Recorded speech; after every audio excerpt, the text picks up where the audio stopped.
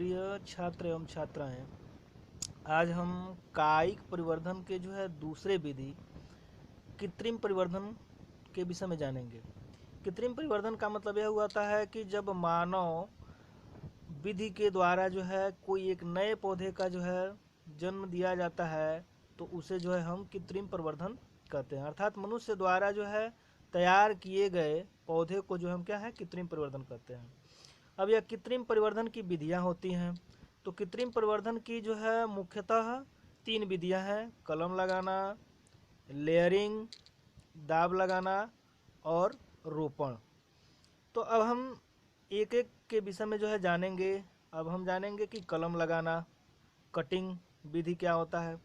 तो पौधे के किसी भी हिस्से जहाँ पर तना हो या पत्ती हो, जहाँ पर अंकुर भाग लगा हो, तो उसको काट करके हम मिट्टी पानी की सुविधा दे करके एक नए पौधे को उगा लेते हैं। तो ऐसे पौधे को हम कलम लगाना कहते हैं। जैसे गन्ना का आप नाम सुने ही होंगे, गुलाब का नाम सुने ही होंगे, तो गुड़हल का नाम सुने ही होंगे। तो हम देखते हैं कि क्या है कि जहाँ गन्ना है तो गन्ना में 2 प्रकार के नोट्स होते हैं। एक होता है इंटर नोट्स और दूसरा होता है नोट्स।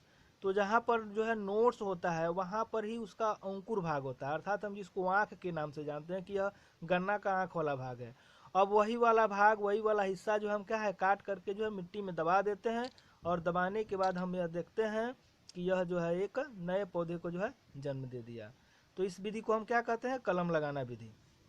अगला हम देखते हैं कि दाब लगाना विधि।